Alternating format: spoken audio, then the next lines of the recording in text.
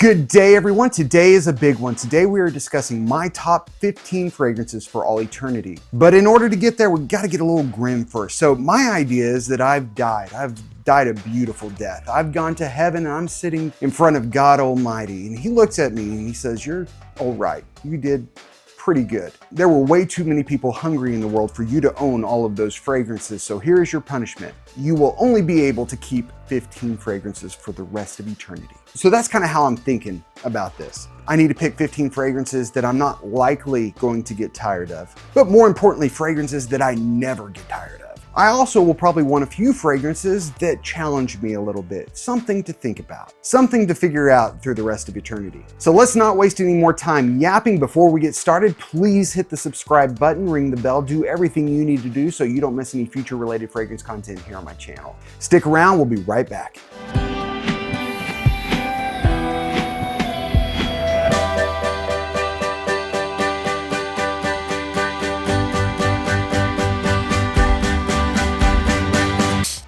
All right, welcome back. Let's get started. Number 15 is coming to you from Kosmala. This fragrance is called Number 4 Neon. This is a 2023 fragrance. I haven't had just a whole lot of time with this. This is a fresh, pretty realistic mango fragrance. That mango is backed by yuzu and melon and ozonic and aldehydic qualities. But as I've said 1,000 times before, all of those notes are there just to support that delicious mango note. This fragrance performs very well. It projects very well. The sillage is very nice and it lasts so long. It lasts way longer than most fragrances this fresh last. And more than anything, it's a joyful fragrance. It makes my heart happy. My only hesitation is this fragrance has only been out for a year now, and it's kind of a one-trick pony. However, that one trick is a pretty darn good trick. I've never smelled mango this good. This is my favorite mango fragrance. I prefer this over Mind Games Blockade. It's a 10 out of 10 fragrance. I just don't know how tired of it I will be next year or the year after or 10 years from now. But as of right now, it's number 15 on the list. Kosmala, Number 4 Neon.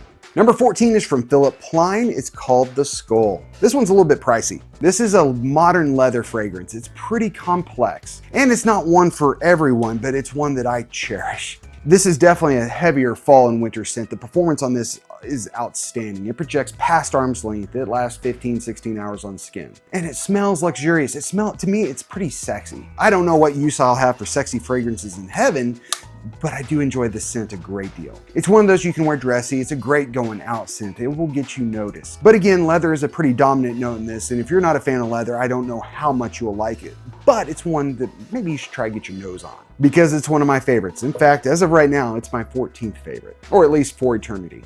Philipp Plein, The Skull. Number 13 is from Xerjoff, Mefisto, Gentiluomo. This is a fresh, aromatic, fresh, spicy, citrus, iris, violet leaf, musky fragrance. It's kind of in the wheelhouse of Creed Silver Mountain Water. It smells kind of like that, and it smells very good. Out of all of the fragrances that smell like Silver Mountain Water, this is one of the best performers. And it's one I really don't get tired of. It's great for spring and summer. It's an excellent office scent. You can wear it dressy, but you can also wear it casually. I love the scent profile. I really don't get tired of it, so it should be here. 13 is Mefisto Gentiluomo. Number 12 is from Paco Rabanne, Invictus Platinum. This has been out a couple years now. I believe this was a 2022 release. And like the original Invictus before it, it is a spring and summer scent. It is fresh, it is sweet, but honestly, I'm not too crazy about the original Invictus. This, however, I love. I cannot get tired of this fragrance. And that's why it's here more than anything. I can wear this day or night and never get tired of it. It always smells good to me. As I mentioned, there is a sweetness to it, but it also has this kind of salty marine vibe. There's a nice grapefruit note, there's an absinthe note in it.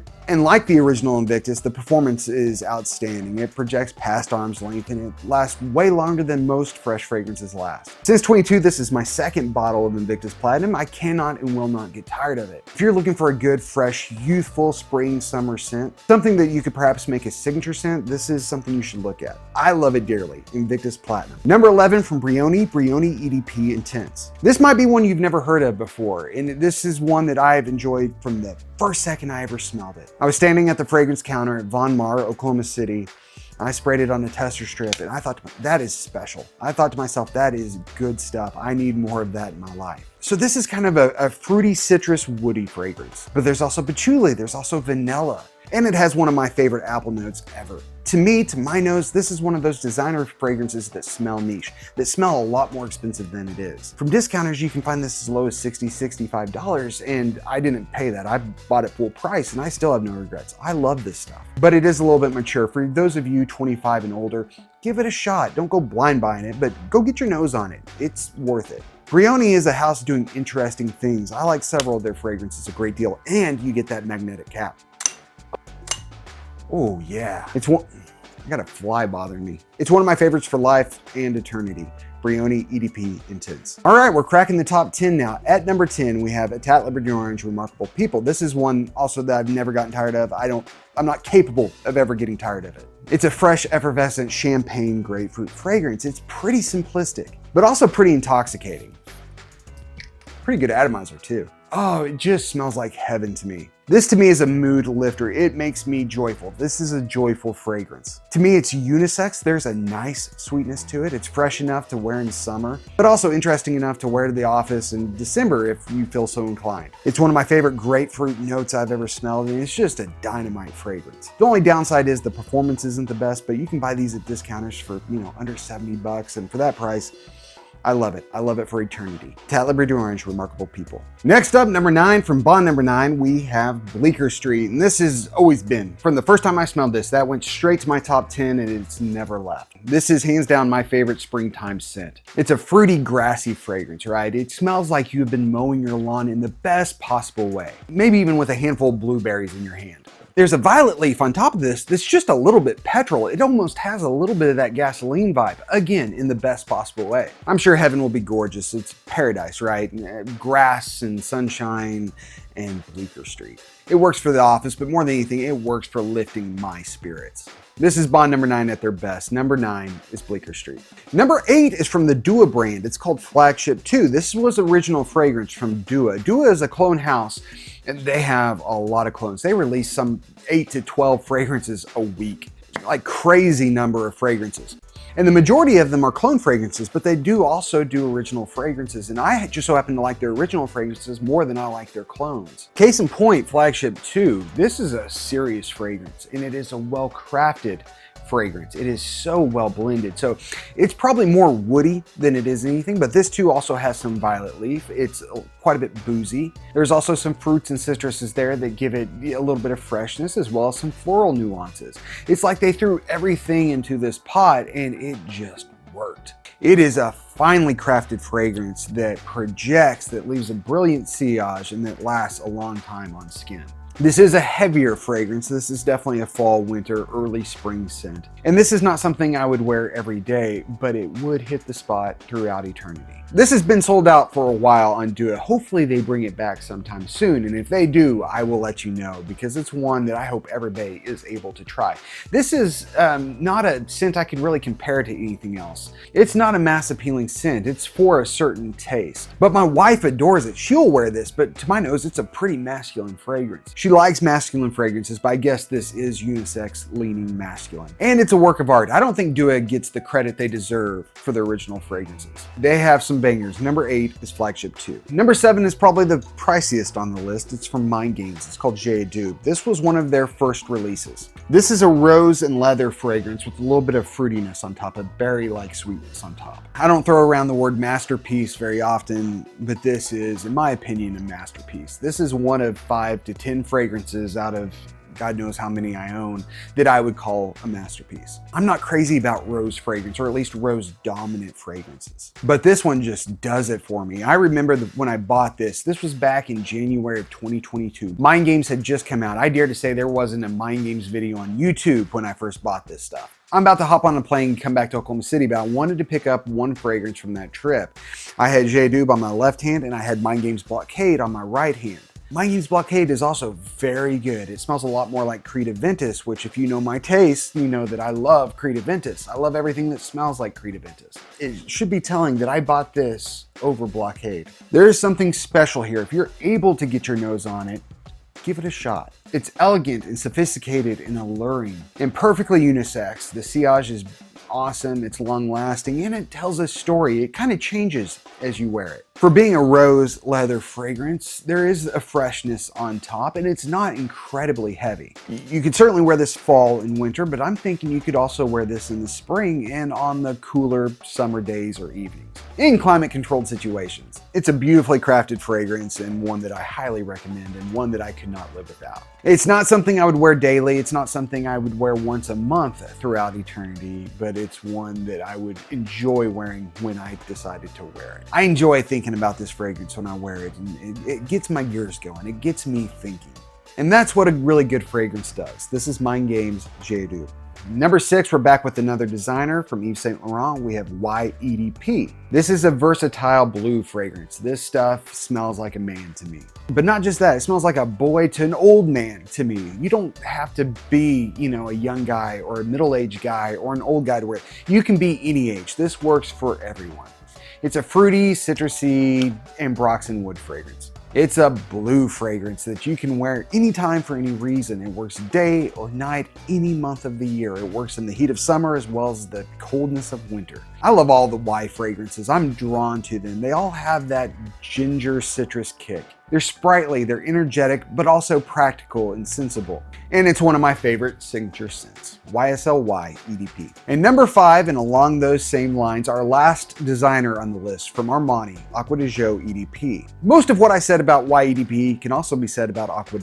This DNA has been around for a long time, and the EDP is my personal favorite. I think this was 2021, 2022. It's somewhat recent, and I think they have finally perfected that DNA here with the EDP. Acqua is a marine citrus and woods fragrance. It's a little bit cleaner than the Y fragrances. It's also quite a bit more aquatic. It's not quite as sweet. But most guys my age and younger have grown up with this scent profile. It's been etched in the timeline of men's fragrance. You can't walk by somebody wearing Acqua without thinking, oh, hey, that's Acqua.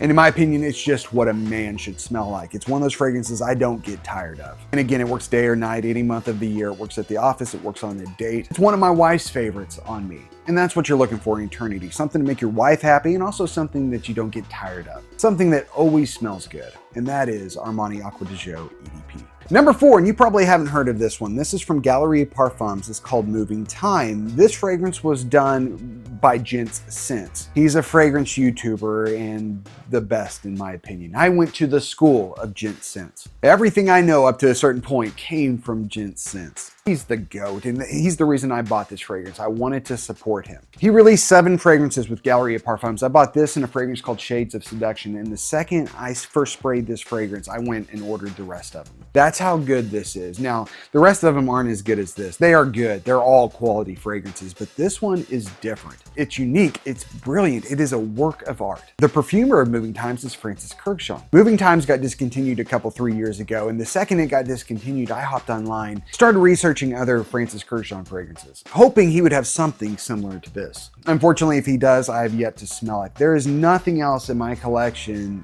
that smells like this. Like Bleecker Street, this is made for springtime. It's an aromatic, fresh, spicy fragrance with iris, and there's tonka and vanilla in the base. It's a bit woody. There's some citrus on top to give it a little bit of freshness, but it's certainly not a citrus bomb. It is so well blended. There's mint. There is a bit of freshness from mint in the opening that is just a nice touch. It also performs very well. It's again, spring, summer, daytime scent. You can wear this dressy. I suppose you could wear it casually, though it does smell especially good in a white polo and khakis. The closest fragrance I can compare to this is Parfums de Marly Galloway. Though being quite honest, they don't smell too much alike at all. And it's very niche. This is not meant for everyone, but it is meant for me. At number 4, Galleria Parfums Moving Times. Number 3 is from the house of Nishane. It's called Wulong Cha X. This is another spring and summer scent. This is very fresh, very clean. It's a citrus and tea fragrance. I've been quoted saying many times that Nishane Wulong Cha is the perfect summer fragrance, and I stand behind that. But Wulong Cha X is even more a perfect summertime fragrance. There's something about this. The two are very similar. This smells a lot like the original Wulong Cha. They played some jazz with some of the citruses.